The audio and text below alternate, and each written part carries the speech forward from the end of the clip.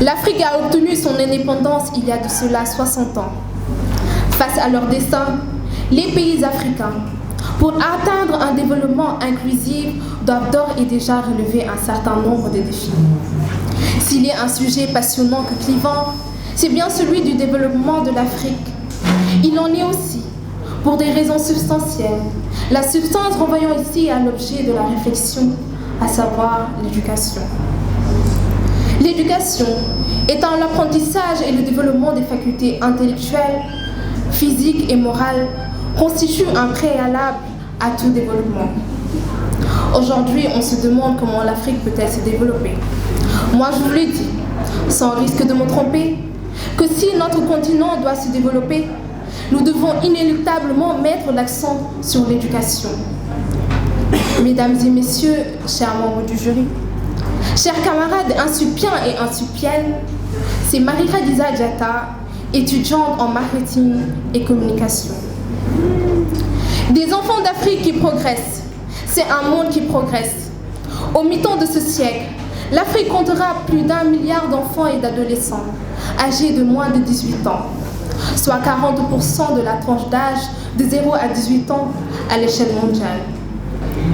Si les enfants et les adolescents ont la possibilité de s'épanouir et de développer grandement leur potentiel, cette population jeune pourra grandement favoriser le progrès et la croissance en Afrique comme dans le reste du monde. C'est maintenant et aujourd'hui que des efforts doivent être fournis pour investir dans l'éducation et la formation des enfants et des jeunes. C'est seulement à cette condition que les pays d'Afrique pourront récolter les fruits de ce dividende démographique, c'est-à-dire la hausse de la productivité économique, observée lorsque la population active est plus importante que le nombre de populations à charge.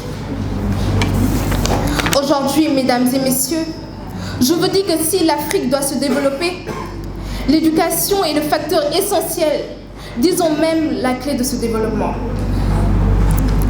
Prenez 1 minute, voire 2, 3, 4, tout dépend de vous.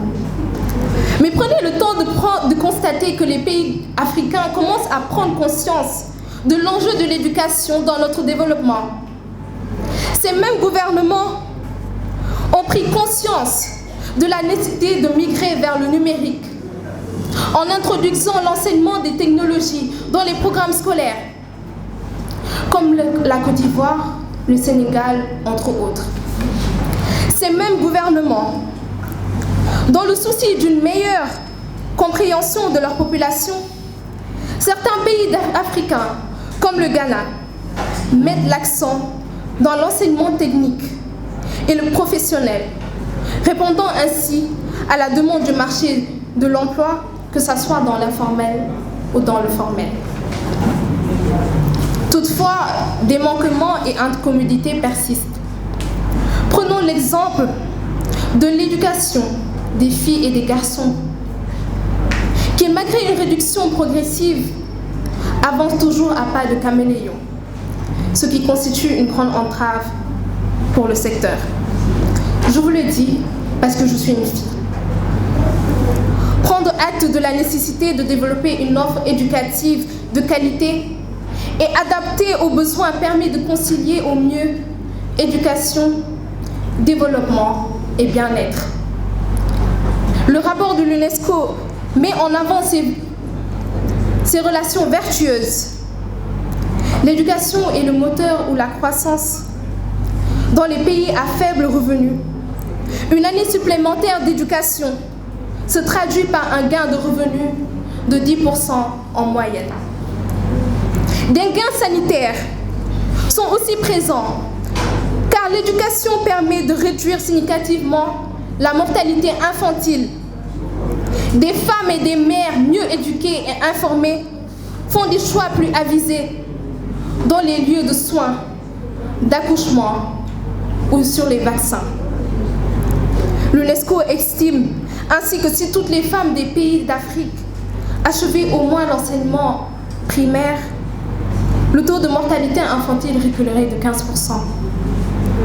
Tout bien considéré, mesdames et messieurs, l'éducation est le socle du développement africain. Je vous remercie.